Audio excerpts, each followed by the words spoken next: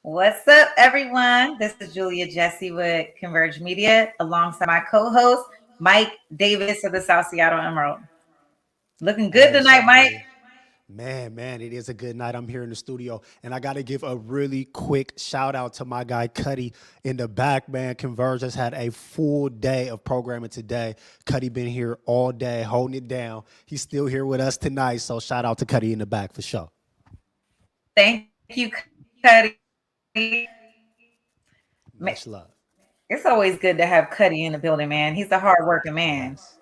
And what's up to our listening audience? We see you, we hear you. We're so happy to have y'all here. So thank you for tuning in every Thursday for Clapback Culture.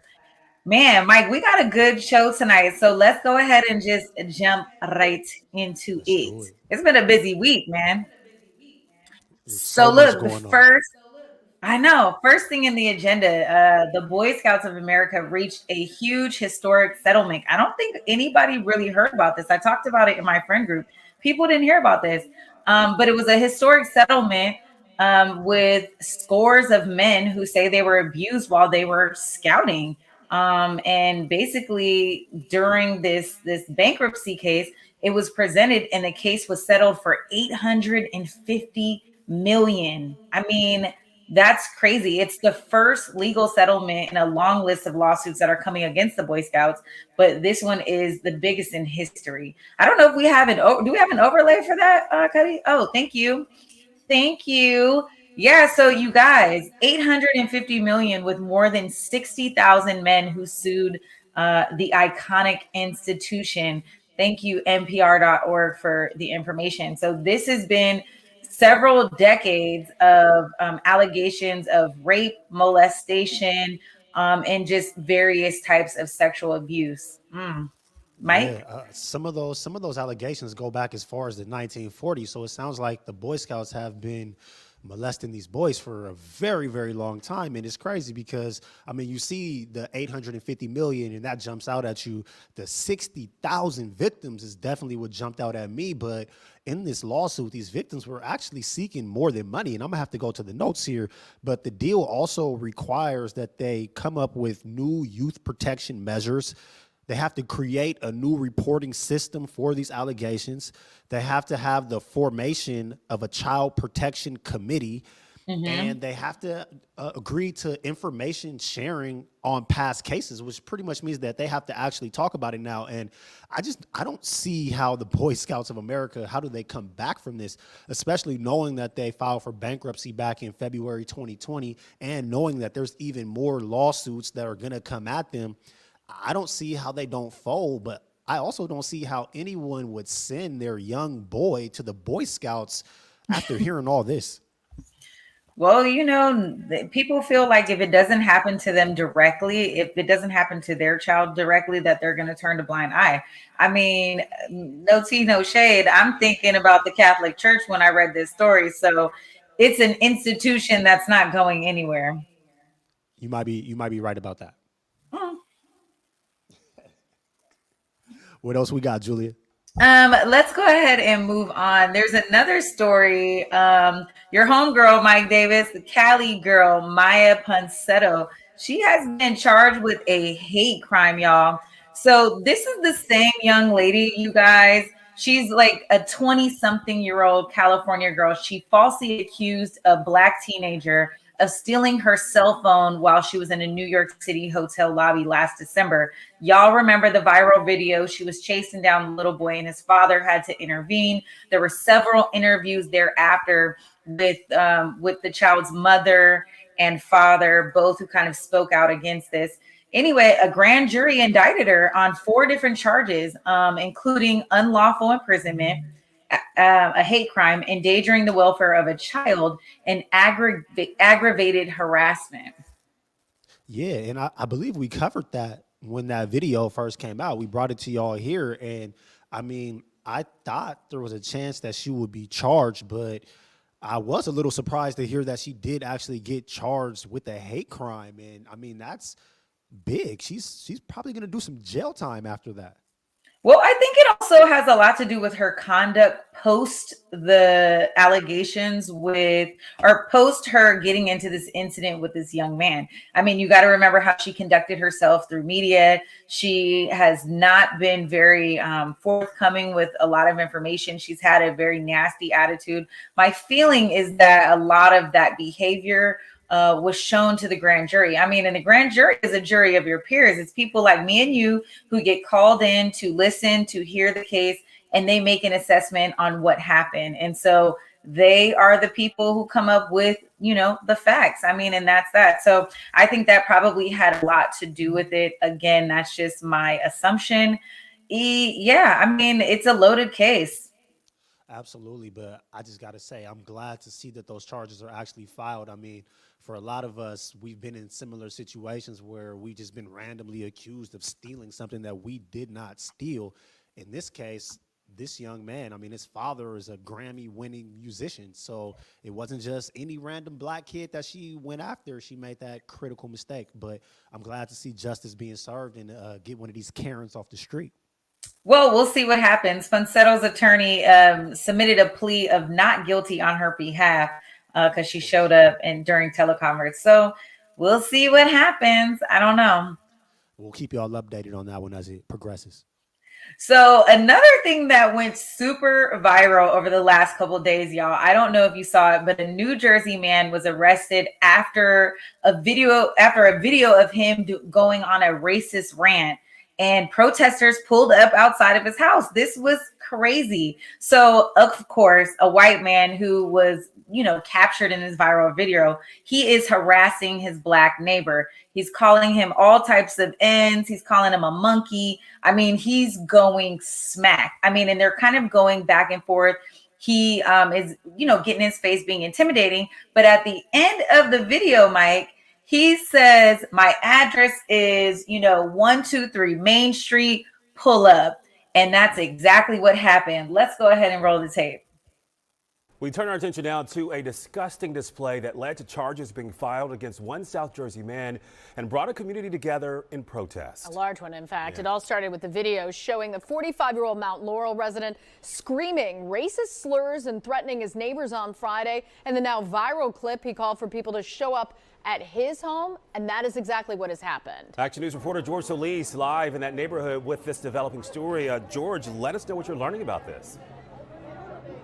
Yeah, Gray and Sarah, this has been a very active scene here all morning and afternoon. Protesters have been growing by the hour. Many of them prepared to stay for the long haul. Many of them prepared with signs, many of them with chairs. Take a look behind me. You can see some of the activity here as they have staged outside of this man's home.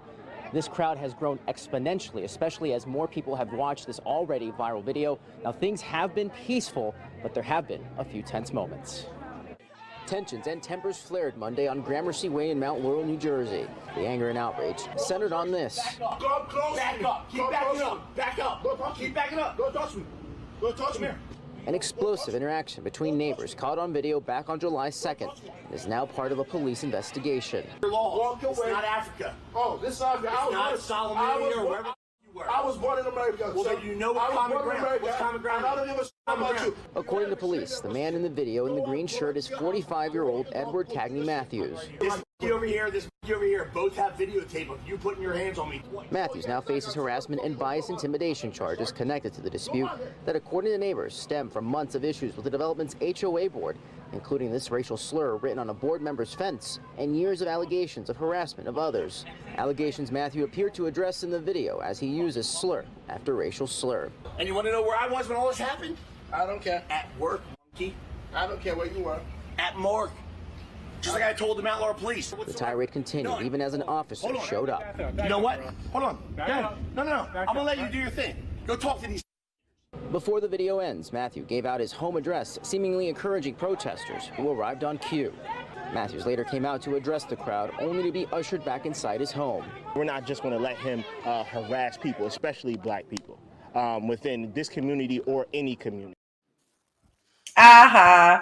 Guess what, Mike? So after you guys, he comes out of the house because he does eventually get arrested after the police officers give more information.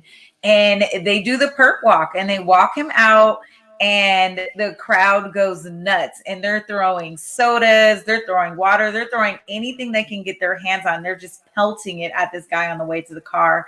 The neighbors are ecstatic about it. They're like, this guy's a jerk. They don't want him in the neighborhood. It's crazy. So what are your thoughts on that? I mean, you put it out there and they pulled up.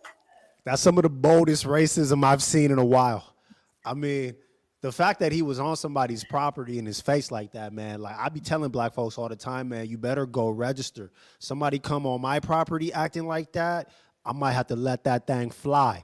But I can't believe he really gave out his address like that. Like, who does that? This man gave out his address, so I'm glad that they showed up at his house. And, I mean, did you see the way that he ran up to the police, man? They know. They know when they got the police on their side. He did all of that on somebody else's property, and then the police shows up, and he walks up to the police like that's his personal escort. So, yes, I'm so glad that he got arrested, but I'm even happier that those protesters showed up at his house. Don't give away your address like that. Don't be that bold, because people will run up on you. Please don't think stuff is sweet, because it ain't that sweet. But I'm really proud of the community that really showed up in full force. I thought the clip had the perp walk in there, you guys. That's the best part. But I'm telling you, it's totally viral. We'll drop the link. We'll drop another link in the chat for you guys to pull it up.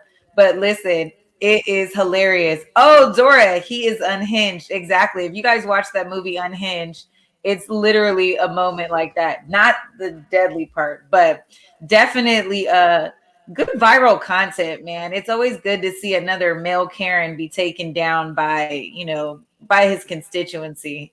Yeah, man, those were some good headlines, man. We had some victories in those headlines. We did. All right, well, let's take a break. And when we come back, we're going to make sure, number one, Mike's audio is good. So if you guys can just drop in the chat if you guys can hear him. And then when we come back, we got a lot to talk about. We want to talk about what's doing it for the culture. All right, so stay tuned.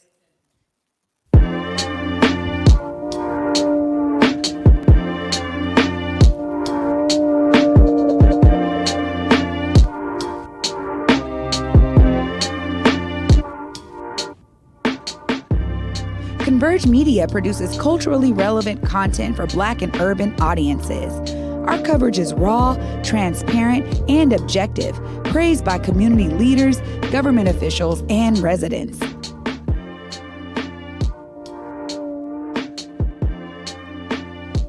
Support Converge Media today via Venmo, Cash App, or PayPal at Converge Media.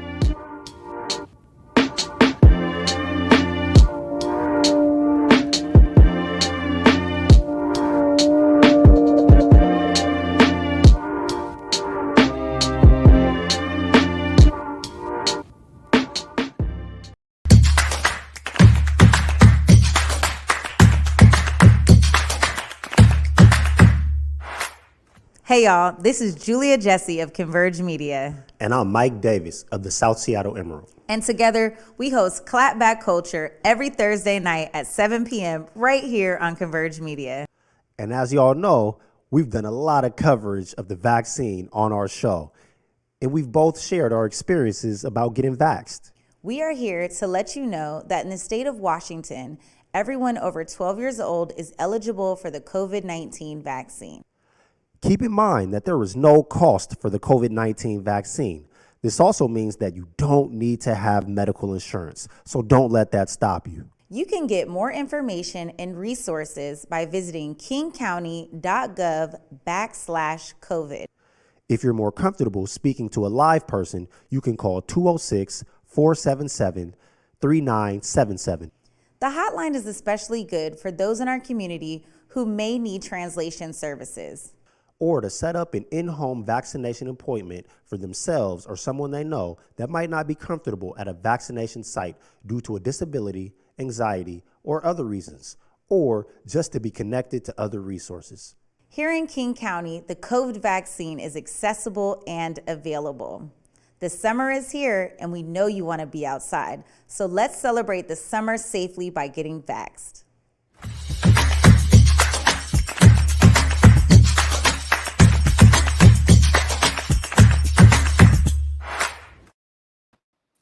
Hey guys, welcome back to Clapback Culture. Jules Jessie right here from Converge Media, alongside my great host, co-host, my homeboy Mike Davis from South Seattle Emerald. So y'all, look, what is doing it for the culture? First, I want to thank Andrew Vroom, who is online now, for sending in this article, you guys.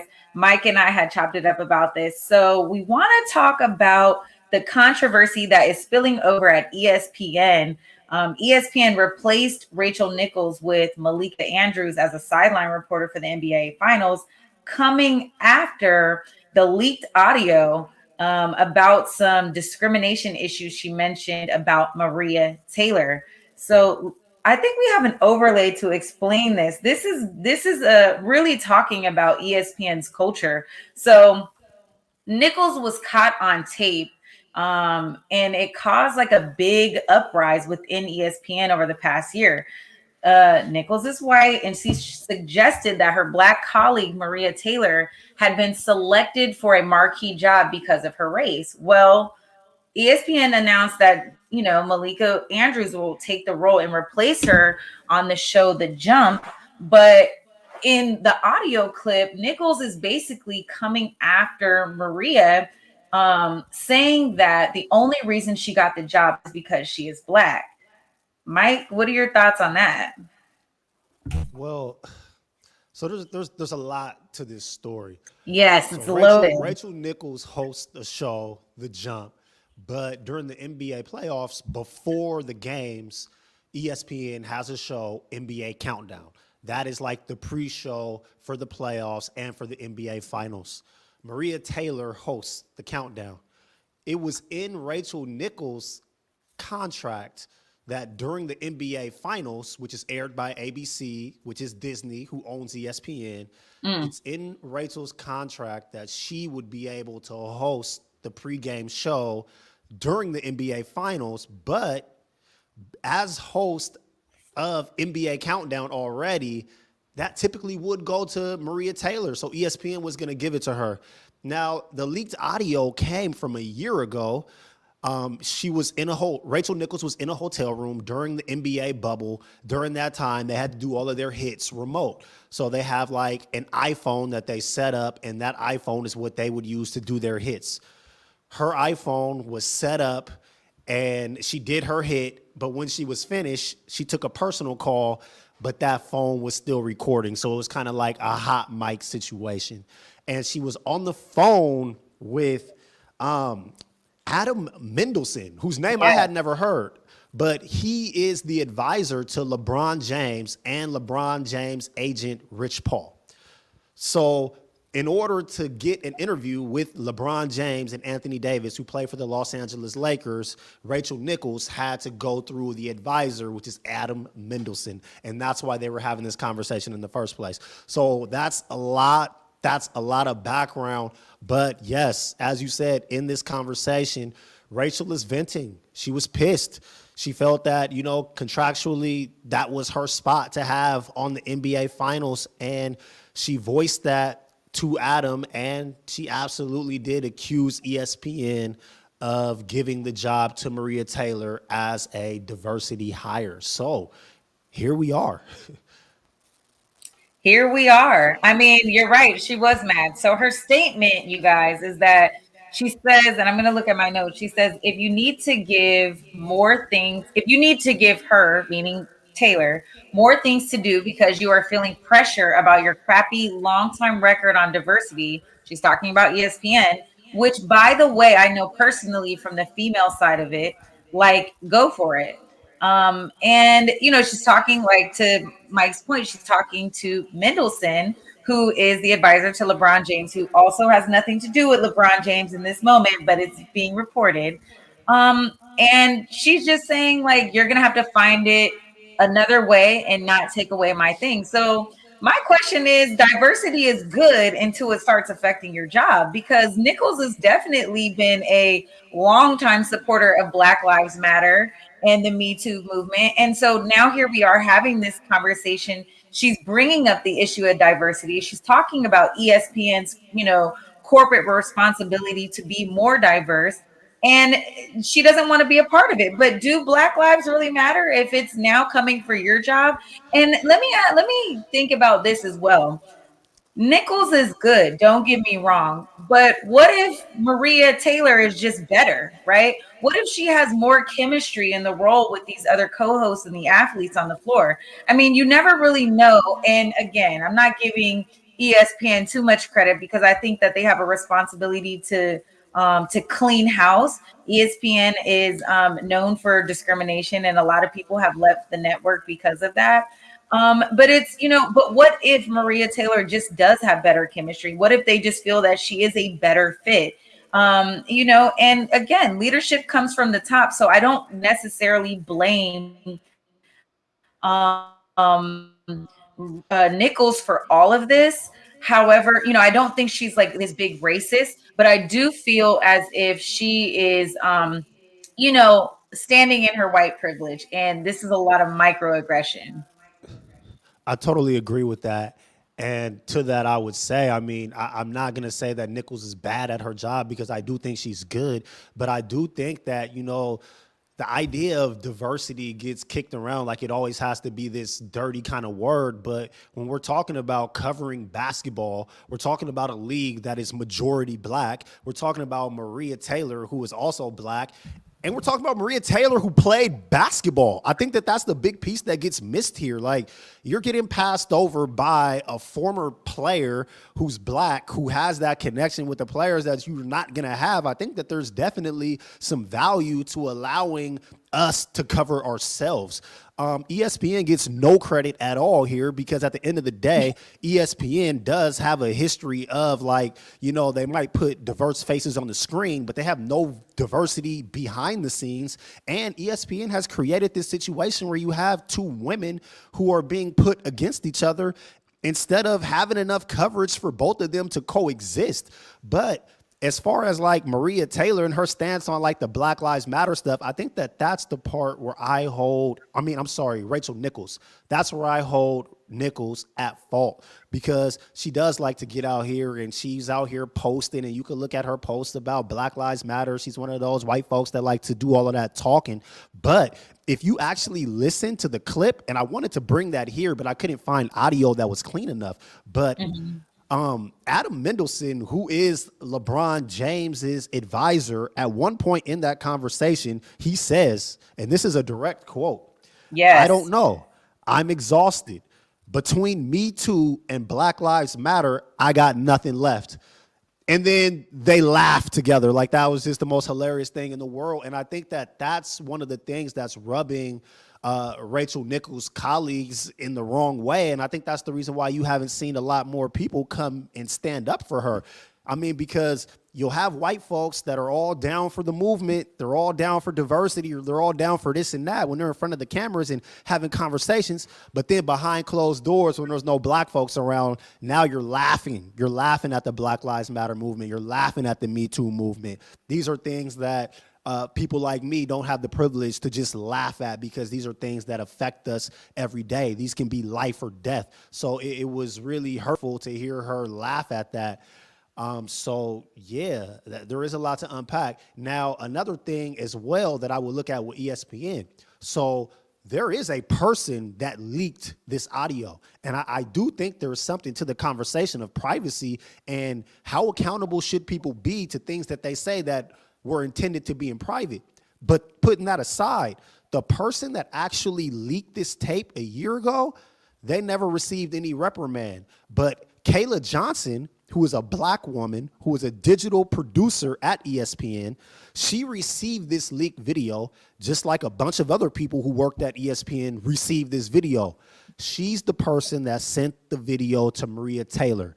They're friends. And as a black woman, she thought that it was her responsibility to let another black woman know when somebody at the job who smiled in her face was talking behind her back. Now, she went to HR and admitted and said, hey, I did this.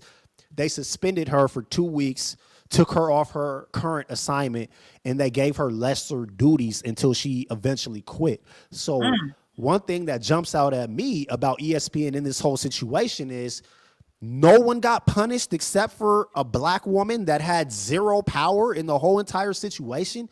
You had Rachel Nichols laughing at Black Lives Matter and the Me Too movement. Rachel Nichols accusing a well-qualified colleague of being a diversity hire, and she didn't get a suspension. She didn't get an official reprimand.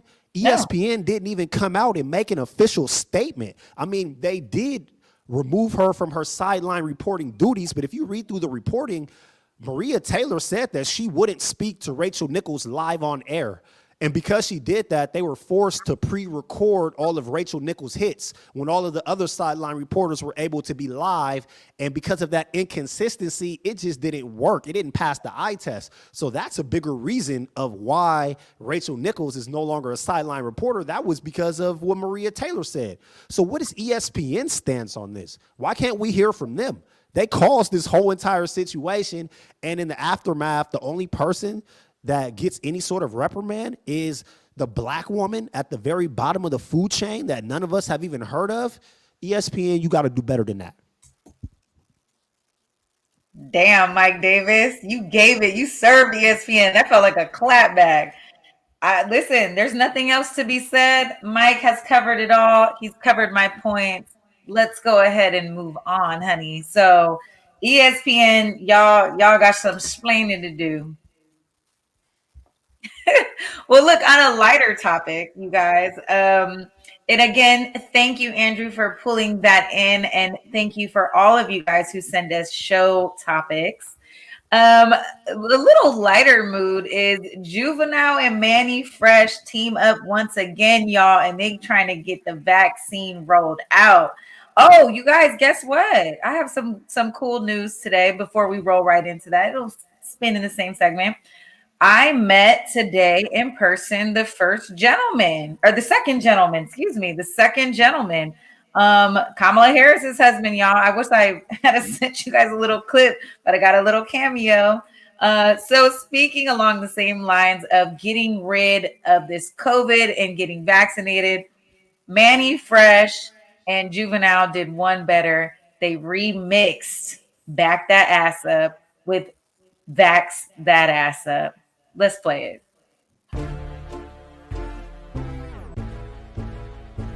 You finna online date chat, find a mate chat, open up the okay, profile picture looking tight chat, nice chat, got your bio reading right chat, precise chat, but before you find a date chat, you gotta wait chat, gotta go vaccinate chat, get it straight chat, girl you look good, want you vax that thing up, you's a handsome young brother, want you vax that thing up, dating real life, you need to vax that thing up, feeling freaky all night, you need to vax that thing up, girl you look good, want you vax that thing up, you's a handsome young brother, want you vax that thing up, dating real life, you need to vax that thing up. Feeling freaky all night, you need to vax that thing up. I know you can't stand it, no holding hands, chick. But when we get the shot, we gon' be romancing. Girl, you could be the queen at the quarantine. We could meet up at the spot and we could do the thing. Internet date chat, I'm your mate chat. Download the app, shawty, you ain't gotta wait chat. I love it when you hold me, eggplant emoji. You could be the young hot thing, I'll be the OG. Girl, you look good, want you vax that thing up. You's a handsome young brother, want you vax that thing up. Dating real life, you need to vax that thing up. Feeling freaky all night, you need to vax that thing up. Girl, you look good, want you vax that thing up. You's a decent looking brother, want you vax that thing up. Acting foolishly, you need to vax that thing up. Herd immunity when you vax that thing up. Oh, I got after you back it up. Then stop. And what? Vax it while it's hot. I'm here for this. This is a good remix. I don't think it got its viral pull like it should have, but man, this is a twist on a historic classic. Historic. That's a classic, man. Yo, there was a time when Juvenile was my favorite rapper. Shout out to the Hot Boys. Man, listen, when I got 400 Degrees, that first CD, I remember taking it to California, and then my grandmother told me that demons can come through music, and I was trying to be saved, and I threw it away. I had to replace that joint when I got back to Seattle. Man, I used to walk around with that soldier rap. Look, man, I'm trying to tell y'all, look, you might not listen to the scientists, you might not read no research, but if Juvie say go get vaxxed, get it. Gotta do it. Gotta get it. I'm about to get another one. All right, y'all. We're gonna take a quick break, and when we come back, we got a lot of clap back for the Olympics once again. Week 2 clapping back at the Olympics, y'all. Stay tuned.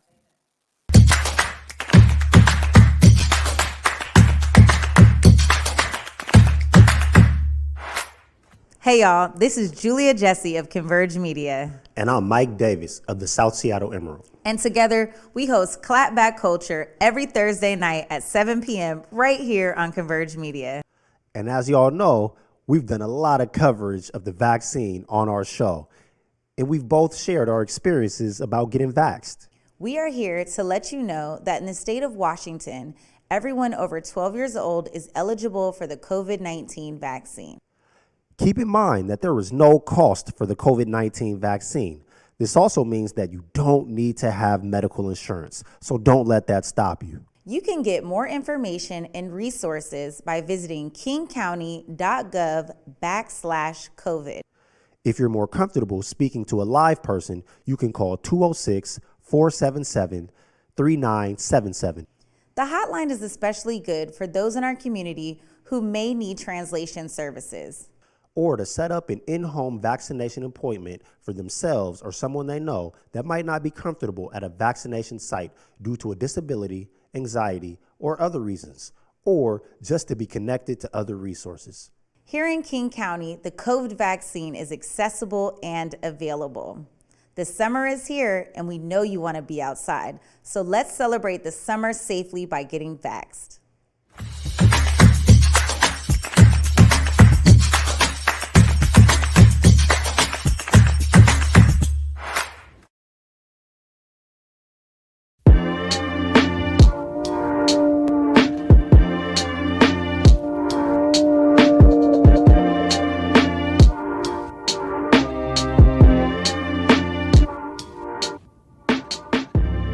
Converge Media produces culturally relevant content for Black and urban audiences. Our coverage is raw, transparent, and objective, praised by community leaders, government officials, and residents.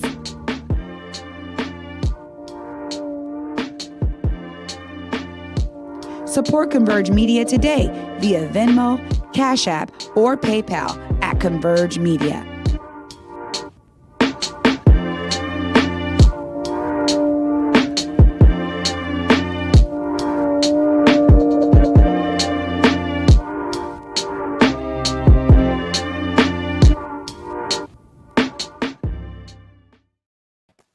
Welcome back, y'all, to Clapback Culture. Y'all, the Olympics has really been a disappointing, season this year. A lot of champions are sitting out. Mike, what's going on? There's so much going on with the Olympics, and unfortunately, so much of it just feels so directly anti-black. And it's crazy because some of the stuff we got to cover here, it's not even necessarily against black Americans. They're going global with their black hatred. It's crazy. I mean, we want to watch, we want to support, but they're making it pretty difficult right now. They are. So one point of controversy is we know our girl, the fastest woman in the world, Richardson, is not running this year. She's taking a seat, she's taking a bench, and she's taking her suspension like a true champion and like a queen that she is. We have a short clip. She was in an interview, so we'll play her words, her remarks, and we'll come back and talk about it.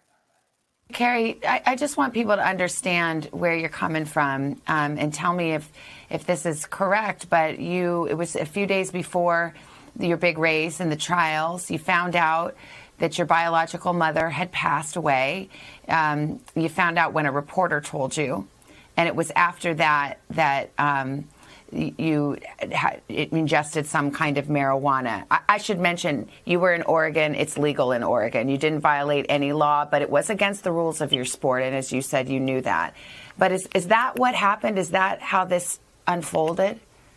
Honestly, yes, that is the story. I had an interview scheduled with my agent. I knew I was having an interview. I knew going into the interview, I was just thinking it would be a normal interview, and then on the interview to hear that information come from a complete stranger was definitely triggering, was definitely nerve shocking, because it's just like, how are you to tell me that? It's like, and no offense against him at all. He's just doing his job, but definitely that sent me in a state of mind, in a state of emotional panic, if anything.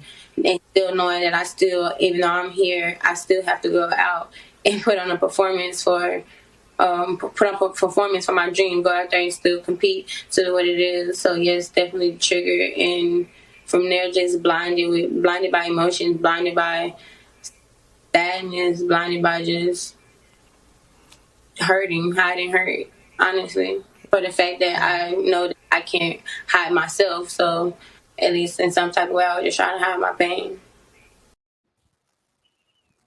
Man, I mean, we're talking about a super young woman who lost her biological mother, who actually found out that she lost her mother through the media. Okay, like she found out during an interview. So it wasn't even like she got to find out through her friends and family. It's already a tumultuous relationship. It's already strained. I mean, and then you have the weight of the world as an Olympic athlete weighing on your shoulder. I mean, it's heartbreaking to see this young lady in this moment right now. Absolutely. And the crazy part about this situation too is that when it first emerged, I was actually on the side of the Olympics. I mean, look, it's a rule. You run track, you know this. Anybody, all the runners out there, you go put up a big time, you're gonna get tested.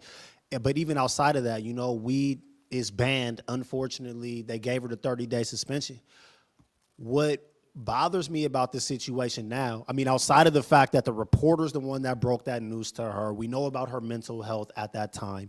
She was in Oregon where smoking weed is perfectly legal. The rule itself is outdated. We know all of that. But for the Olympics, that 30-day ban did leave her a window to where she could have ran the 4x1 relay. And typically what they do is they take the 4 fastest 100 times from the Olympic trials, and then they have USA Track and Field has 2 discretionary picks. So they'll take the top 4, they'll pick 2 that they just choose, 6 fly to the Olympics, eventually 4 will get to run. I don't understand why she wasn't chosen with one of those picks.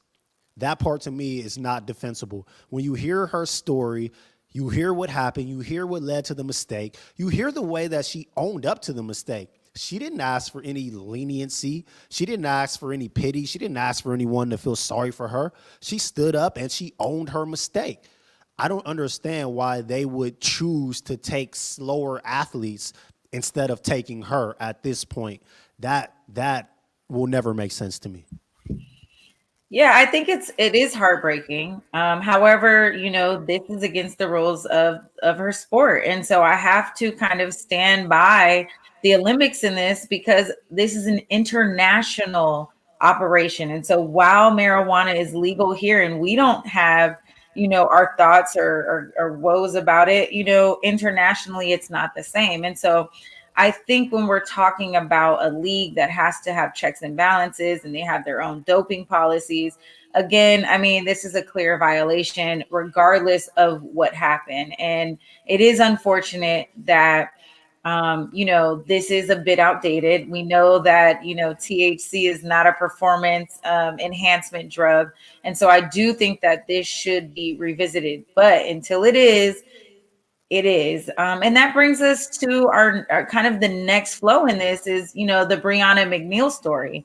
And so Breonna McNeil, she is the young lady, the athlete, a 29-year-old athlete that said she didn't open her door to the anti-doping officials because she was traumatized, over medicated after having an abortion. And so the anti-doping officials really dug deep in her situation, and she had to be more forthcoming and disclose the fact that she did get an abortion when in fact she, originally told them that she had a procedure.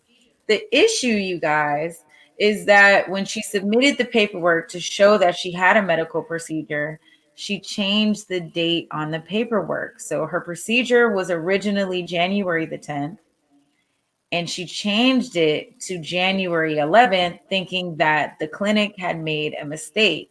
And so, while I don't agree that the Olympic official should have dug so deep in this, she messed herself up because she changed the documentation. And so that basically turned into her receiving a 5-year ban. This is still ridiculous to me. The anti-doping, I don't understand why they're going so hard on people who aren't using steroids. Right. The whole premise behind anti-doping is supposed to be geared to stop people from using performance enhancing drugs. And I think that that's why as Americans, it's really hard for us to hear both of these first two stories that we covered, because I mean, the NBA, the NFL, the MLB, they've all loosened all of their restrictions on weed in particular. I mean, in hockey, I don't think they test those guys for anything but steroids. But in baseball, basketball, and football, I mean, they test for weed, but like it's really not that big of a deal anymore. I know in the NBA in particular, they got that threshold so high that a lot of the NBA players just smoke now. But I don't understand why the Olympics, they're going so hard on athletes who didn't use steroids. When you look at Breonna McNeil, she got that 5-year ban. Like, yeah, the date was changed, but what it really comes down to is she skipped the drug test. That's what her punishment is all about, is skipping a drug test. She didn't take any drugs. She didn't skip the drug test, and then you found out that she took steroids. She skipped the drug test, and you found out that she had an abortion. She had an appeal. So why not use that appeal process to actually listen to people and then figure out what happened? Like that 5-year ban, it's just ridiculous. There's no defense of that in this particular situation. No, I think you make a great point, actually, in that, they did not find her using any performance enhancing drugs. And that's exactly why the anti-doping procedures are set in place. So to that point, you're absolutely right.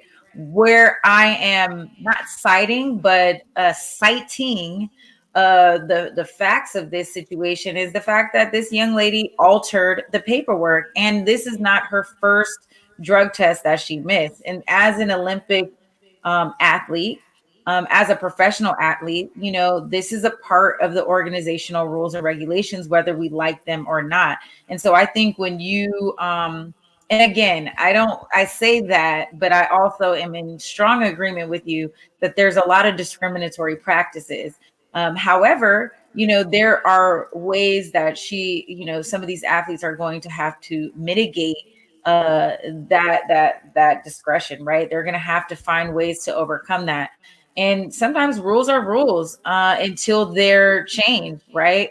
But you can't go in falsifying documentation, whether it's good or, whether it didn't mean anything anyway, right? The fact that she even had to come through and talk about that, to your point, makes sense. But she should have never changed the paperwork. I think she would have had a stronger argument when she did go to the appeal process. I think you're right. I think you're absolutely right. I think the thing that's kind of hard for me to get over in both of these cases is that with Sha'Carri Richardson, I mean, she's the fastest Woman sprinter in the that we world. have on her team. You're for real. You're not going to bend the rules for the fastest. Even with Brianna McNeil in 2016, she won the gold in the 100-meter hurdles. Like, we're not talking about some scrub. Like, we're not talking about somebody that barely made the team. We're talking about an Olympic champion right here. But I mean, yeah, the rules are the rules. It's hard in sports because sports is the place where we bend the rules for greatness.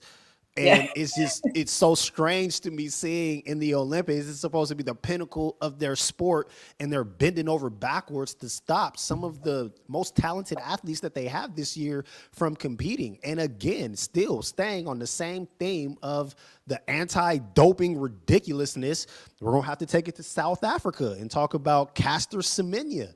Do we have an overlay here?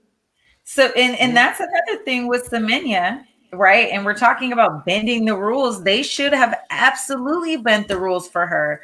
And so she's blocked from her signature race because of her naturally elevated testosterone levels. And basically your testosterone levels have to be under a certain level to compete in this particular race, which is, I've never even heard of that. Hey, the crazy thing about this is, and I mean, I know that we're supposed to be journalists here and there's no finding on this, but there are a lot of people who are accusing the World Athletics, that's the commission that makes these rules, they're accusing them of making this rule specifically for her because she was so damn unbeatable. This rule with the testosterone literally only applies to races between 400 and 1,500 meters. So if you run the 100 meter or the 200 meters and you're a female athlete, doesn't matter where your testosterone levels are. If you're a field athlete, doesn't matter. If you do a different sport, doesn't matter. Out of all the sports, they literally singled out the races where she won gold in the last 2 Olympics. She won 3 of the last world championships, and they shut her down. And the crazy part about it, too, is that so she has a condition. That condition makes her testosterone levels higher than the typical woman would have. She was born female. She was born female at birth. Like, this is a woman. There's no dispute over that. But they had her taking birth control. She took birth control from 2000 to 2015 just so that she could keep those testosterone levels in check. And she was still a beast. She still didn't lose even taking the birth control. But I mean, who are they to force a woman to take birth control? Like, what is that? Like, this is 2021 Olympics. How are you getting out here and making a claim that ridiculous? She also talked about the side effects that she faced taking birth control. I have no knowledge of the side effects with birth control, but I'm going to take her word for it. And Julia, feel free to speak to it. But absolutely. I mean, it's ridiculous. I mean, can you imagine? So it's like they want to be on both sides of the spectrum. It's, where is the anti-doping policy for that? So you want me to take medication for something that naturally is already happening to my body, that doesn't prove or disprove the fact that I'm an Olympic athlete or an Olympic champion or the best in my field. But I have to go through all of these other side effects that might be weighing me down. I mean, first of all, birth control has a lot of long-lasting effects, and a lot of women that are in my circle, we always talk about not taking birth control. Back in the day, they were putting us on birth control when we were young, 13, 14, 15, all the way up into our 20s and 30s. And a lot of us can't have kids. You have fibroids that are associated with it. And so I don't know what her, reproductive plan is, but no one should be in control to tell me how I should take care of my body, my reproductive system as a woman, and what I should. Even if it wasn't birth control, if they wanted me to take anything to bring my testosterone levels down, to bring my estrogen levels up, whatever the case may be, it's not fair if my body naturally is the way that it is. Absolutely. And that was her thing. She said she's never cheated. And the anti-doping committee, they're coming down hard on her as if she was a cheater.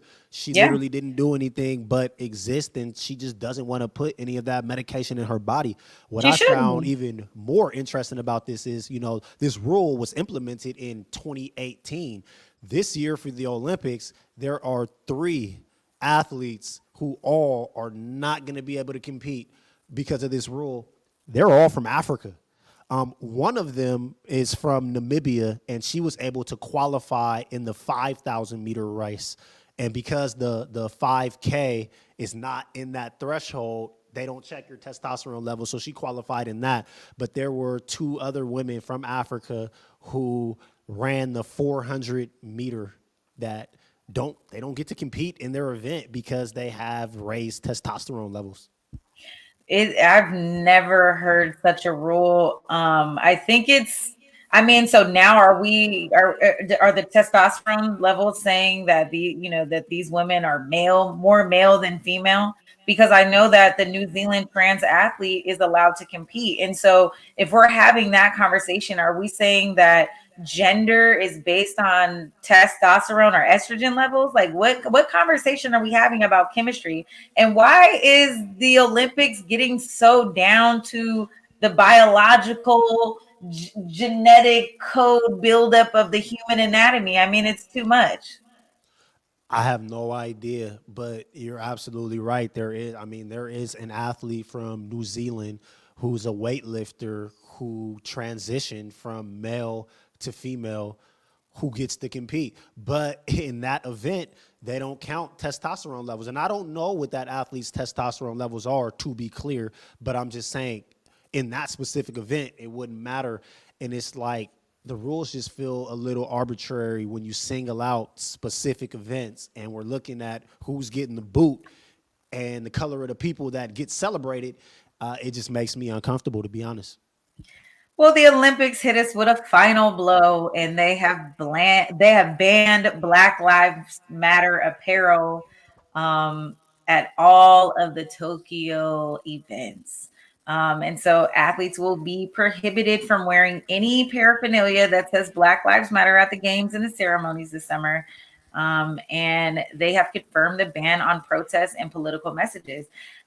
Since when has the Olympics not been a political event? I mean, historically, it's always been a place where people show up and show out. So I am just confused why they're taking such a strong stance now, that we want to advocate and say that Black Lives Matter. I mean, really, the theme of tonight's show is showing you that there is a continuous theme in the fact that Black people are showing up and not taking no ish from nobody, and we are speaking truth to power.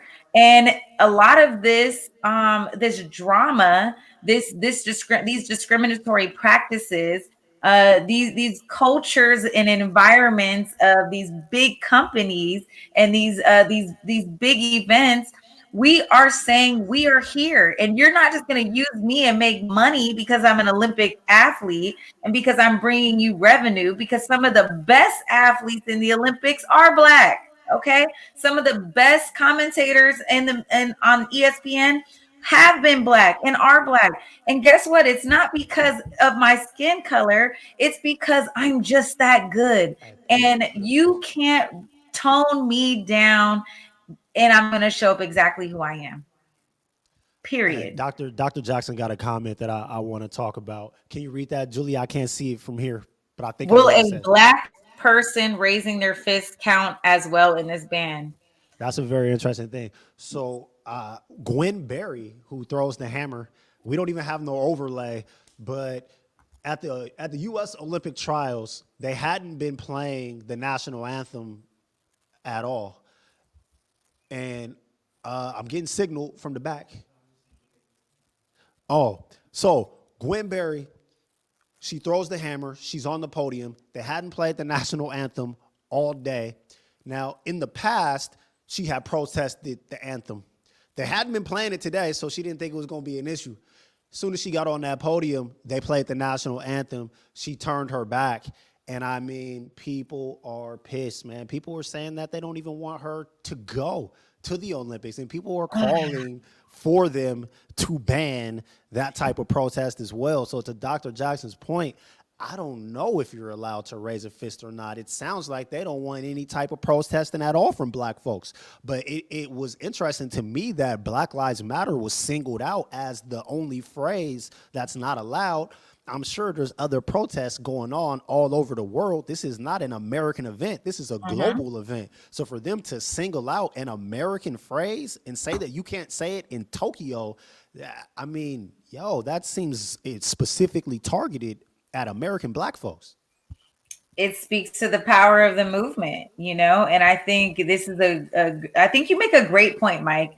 What if someone was, you know, had Me Too, a hashtag Me Too, or, you know, hashtag any one of these other movements, you know, say what then, right?